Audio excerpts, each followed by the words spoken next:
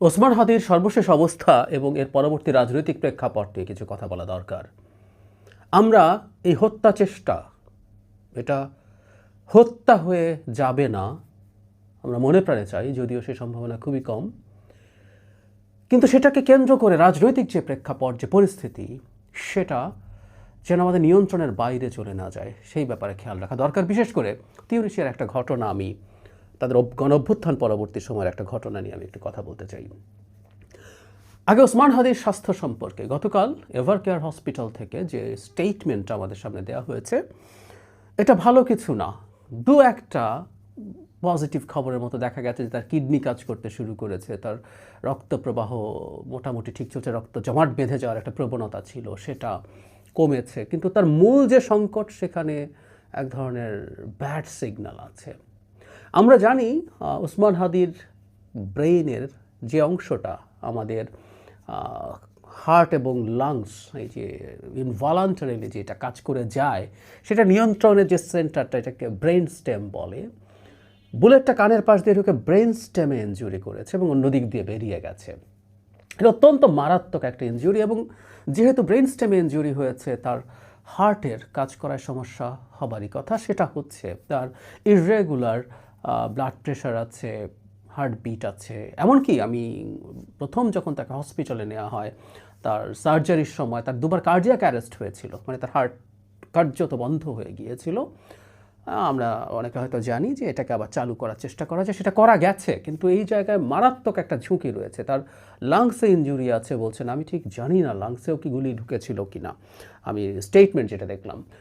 মোটা দাগে এটুকু আমরা বলতে পারি, ব্রেন স্টেম ইনজুরি নিয়ে, যেখানে ব্রেইনের ওই পার্টটা গুলিতে ক্ষতিগ্রস্ত হয়ে গেছে অলরেডি, এখানে খুব মিরাকুলাস কিছুই হতে হবে ওসমান হাদিকে ফিরে আসার জন্য। সেজন্য শুরু থেকে বলছি, আমাদের প্রার্থনাই পারে কেবল তাকে ফিরিয়ে আনতে। এছাড়া এর বাইরে সাপোর্টিভ যে ট্রিটমেন্ট দেওয়ার আছে, তার স্কালের একটা অংশ খুলে ফেলা হয়েছে। আমরা জানি ব্রেইনের ইনজুরি হলে যেটা হয়, ব্লিডিং হয় বা ব্রেন নিজে ইনফ্লামেশনের কারণে ফুলে উঠতে থাকে, তখন যেহেতু হার্টটা শক্ত, আমাদের স্কিনে যদি কোনো কিছু ফুলে ওঠে, রক্ত জমাটে, তা স্কিন বাইরে প্রসারিত হতে পারে। কিন্তু ব্রেইনের ক্ষেত্রে মূল প্রবলেমটা হচ্ছে তো বাইরে আর যেতে পারে না, ফলে প্রেশারটা ব্রেইনের ওপরে পড়তে থাকে। সেই কারণে খুলিটা খুলে আলাদা জায়গায় রাখা আছে, যাতে ব্রেইন ওই স্পেসটা পায়, এক্সট্রা প্রেশার না পড়ে। এগুলো সবই সাপোর্টিভ ট্রিটমেন্ট। ইনফ্যাক্ট হসপিটাল থেকেও তাই বলা হয়েছে, এই সময় সাপোর্টিভ ট্রিটমেন্ট দেওয়া ছাড়া আসলে তেমন কিছু করার নেই, তাই করা হচ্ছে। এবং উনি যদি রিকভার করেন, সেভাবে রিকভার করে উঠবেন। সম্ভাবনা খুবই কম, কিন্তু আমরা এই কম সম্ভাবনাটাও সফল হোক, এই সম্ভাবনাটাও বাস্তব হয়ে উঠুক, আমরা কায় মনোবককে চাই, প্রার্থনা করি হাদি ফিরে আসুন। হাদিকে ফিরে আসতে হবে। মিরাকল ঘটে না তা না, মিরাকল ঘটে। চিকিৎসাবিদ্যাতেও বহু ক্ষেত্রেই মিরাকল ঘটে, আমরা সেই একটা মিরাকলের প্রতীক্ষায় আছি। যে কথাটা এখন বলছিলাম, এর পরবর্তী রাজনৈতিক প্রেক্ষাপট নিয়ে একটা খুবই বড় আশঙ্কার জায়গা আছে, আবার একটা আশাও আমরা খানিকটা দেখতে পেয়েছি। সেই আশাটাও আমাদেরকে ধরতে হবে এবং এই আশাগুলো ছড়িয়ে দিতে হবে।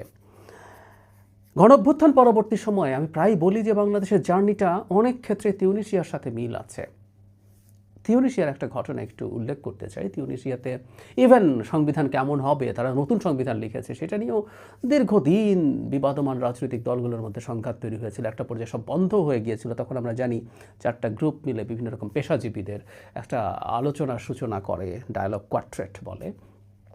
তারা সেটা অ্যাপারেন্টলি সফলভাবে, অ্যাপারেন্টলি বলছি কারণ শেষ পর্যন্ত এটা সাস্টেনেবল হয়নি, এটা শান্তি নিশ্চিত করা, ইভেন তারা শান্তিতে নোবেল পেয়েছিলেন সেই ডায়ালগ কোয়ার্টেট।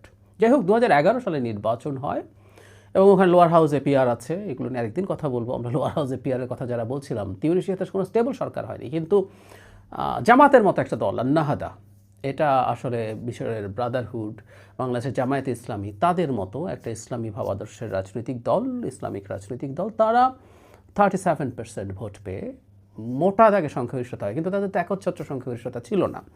সেই দলটা মানে সরকার তৈরি করার পরও বেশ দুর্বল ছিল।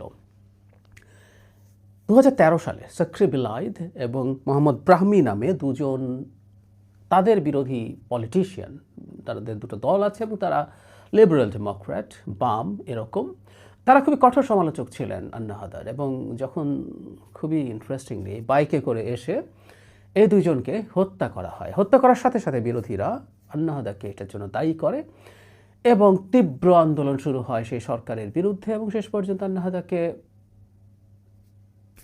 রিজাইন করতে হয়।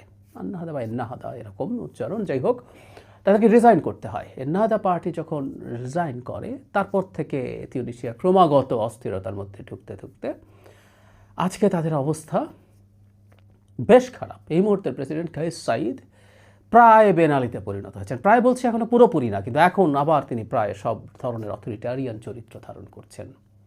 তার মানে যেটা বলছে, একটা রাজনৈতিক হত্যাকাণ্ড এই ধরনের ঘটনার পর বিশেষ করে বিবাদমান এরা কিন্তু প্রত্যেকে, যারা বিবাদে জড়ালো এরা প্রত্যেকেই বেনালির বিরুদ্ধে একসাথে লড়াই করেছে। যদিও ডিফারেন্স হচ্ছে ওখানে নির্বাচনটা হয়ে গিয়েছিল, আমাদের হয়নি। এবারও এই ঘটনা ঘটার সাথে সাথে জামায়াতের দিক থেকে বিশেষ করে বিএনপির দিকে এটার অঙ্গুলি নির্দেশ করার প্রবণতা ছিল, এবং ডাকসু ভিপি জনাব সাদিক কায়েমের একটা স্ট্যাটাস খুবই ইঙ্গিতপূর্ণ ছিল। অনেকে বলছেন যে এটা জনাব মির্জা আব্বাসের দিকে ইন্ডিকেট করা ছিল। পরবর্তীতে আবার একটা এআই জেনারেটেড ছবি দেখা গেল, যে সাসপেক্টেড যে হত্যাকারী তার সাথে সাদিক কায়েমের একটা ছবি, এবং সেটা নিয়ে জনাব রুহুল কবির রিজভী কিছু কথা বলেছিলেন। অসাধারণ একটা নজির স্থাপিত হয়েছে। রুহুল কবির রিজভী তার এআই জেনারেটেড ছবির উপরে ভিত্তি করে তিনি যে মন্তব্য করেছেন সাদিক কায়েমকে নিয়ে, সেটার জন্য তিনি অ্যাপোলোজাইজ করেছেন, এবং পরবর্তীতে দেখলাম সাদিক কায়েমও সেটাকে খুব গভীরভাবে আন্তরিকভাবে তিনি এটাকে সমর্থন করেছেন, এটাকে ধন্যবাদ জানিয়েছেন, এবং তার স্ট্যাটাস যেটাতে তিনি প্রথম জনাব মির্জা আব্বাসকে ইন্ডিকেট করেছেন বলে মনে হয়, সেটা শব্দচয়নের ব্যাপারেও তিনি অ্যাপোলোজাইজ করেছেন। সো এই মানে নিজেদের মধ্যকার এই সংঘাত সরিয়ে ফেলার চেষ্টা করতে হবে। আমরা যদি পরস্পরকে এভাবে ব্লেম করি, ইভেন তাত্ত্বিকভাবে বলছি, এটা যদি হয়েও থাকতো এই সময় সতর্কতার সময়, এই সময় সংঘাতে না জড়ানোর সময়, এমনকি যাদের এই হত্যাকাণ্ডের পেছনে থাকার সমূহ কারণ আছে, আমরা অলরেডি জানি যে প্রধান সাসপেক্ট তিনি ছাত্রলীগ করতেন। এই প্রশ্নগুলো আসছে কিভাবে তিনি এভাবে জনাব ওসমান হাদির টিমের সাথে জড়াতে পারলেন, তারা এত কাছে চলে গেলেন। আমরা অনেক ছবি দেখেছি তারা একদম কাছে থাকছেন। শুধু তাই না, এই যিনি প্রধান সাসপেক্ট তিনি ডাকাতির দায়ে ধরা পড়েছিলেন এই শেখ হাসিনার পতন এবং পালিয়ে যাওয়ার পর। এরকম একজন মানুষও ওখানে গিয়ে কীভাবে ভিড়তে পারলেন জানি না। যাই হোক, আওয়ামী লীগ ছাত্রলীগ এটার সাথেও যদি জড়িত থাকে, এমন কি আওয়ামী লীগ প্রশ্নটাও আমরা কীভাবে হ্যান্ডেল করব, কীভাবে ডিল করব, এই ব্যাপারে খুবই সফিস্টিকেশন ইজ মাস্ট। আমরা জানি আওয়ামী লীগ এ ধরনের ঘটনা আরও ঘটানোর চেষ্টা করতে পারে। আমি যখন এই ভিডিও রেকর্ড করছি তখন একটা নিউজ দেখলাম, তখন মেইন স্ট্রিমে আসেনি, যে ওসমান হাদির পরে হামলার প্রতিবাদে মানববন্ধন থেকে ফেরার সময় দুজনকে কোপানো হয়েছে। এর বাইরে ঢাকায় ককটেল বিস্ফোরণ হচ্ছে, বাসে আগুন দেওয়া হচ্ছে, একটা অস্থিরতা তৈরির চেষ্টা বা প্রবণতা আছে। কেউ কেউ আওয়ামী লীগের ওপর কী কী করতে হবে এই ধরনের আলাপ টালাপ করছেন। আমি প্রথম ভিডিওতেই বলেছি, এই ধরনের ঘটনা ঘটানোর চেষ্টা আওয়ামী লীগ এমনকি ভারতেরও আছে। ভারতের গোয়েন্দা সংস্থা এটার সাথে জড়িত নয়, এটা আমরা বলতে পারি না। কিন্তু এই জিনিসটাও আমরা কিভাবে ডিল করব সেটা খুব সুচিন্তিতভাবে ভেবে দেখতে হবে। আমাদের প্রত্যেকের যে কোনো একটা ভুল, যে কোনো একটা জায়গা থেকে এমন একটা কিছু ট্রিগার্ড হতে পারে, যেটা আমাদের মধ্যে এমন সংঘাত তৈরি করলো যে সংঘাত শেষ পর্যন্ত আমাদের নিয়ন্ত্রণের বাইরে চলে গেল, সম্ভাবনা আছে। গণঅভ্যুত্থান পরবর্তী সময়ে মধ্যপ্রাচ্যের আরব স্প্রিং 5-6টা দেশে হয়েছে। দুটো দেশ সফল হয়েছে সরকারকে দ্রুত ফেলে দিতে, তিউনিসিয়া এবং মিশর। মিশরে পূর্ণ সামরিক শাসন, এই যে বললাম, তিউনিসিয়াতে আবার একটা অথরিটারিয়ান সরকার এসে গেছে প্রায়। কারণ গণতান্ত্রিক ব্যবস্থার মধ্যে কাজ করতে গিয়ে দলগুলো পরস্পরের বিরুদ্ধে এমন সংঘাতে জড়িয়েছে, সেটা শেষ পর্যন্ত মানুষের আস্থাই নষ্ট করে দিয়েছে। কিন্তু আমরা যেটাকে আরও বেশি ভয় পাই, অন্তত 3টা দেশে গৃহযুদ্ধে শুরু হয়ে গেছে। সরকারের পতন তাৎক্ষণিকভাবে হয়নি, দেশগুলো ছারখার হয়ে গেছে। লিবিয়া, সিরিয়া, ইয়েমেন, মানে ধ্বংসপ্রাপ্ত হয়েছে দেশগুলো। এমনকি যেটা হয় এ ধরনের গৃহযুদ্ধের পরিস্থিতিতে, প্রচুর ইন্টারন্যাশনাল খেলোয়াড় এসে ঢুকে পড়ার সম্ভাবনা থাকে 3টা দেশেই।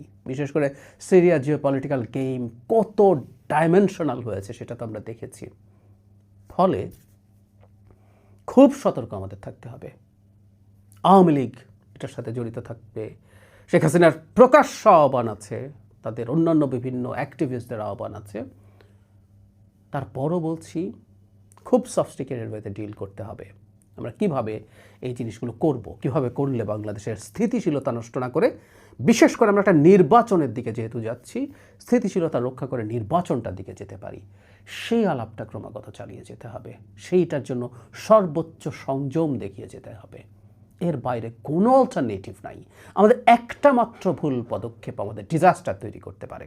আমাদের যৌক্তিক কারণে ক্ষোভ আছে, দুঃখ আছে, কষ্ট আছে, অনেকের মধ্যে প্রভোগ করতে পারে। কারণ যেটা হয় দুঃখ, কষ্ট, ক্রোধের মধ্যে এগুলো আমাদের ইড, তো আমাদের ইনবর্ন ইনস্টিংক্ট, সাইকোলজি থেকে ইড বলে, এগুলো উস্কে দেওয়া সোজা।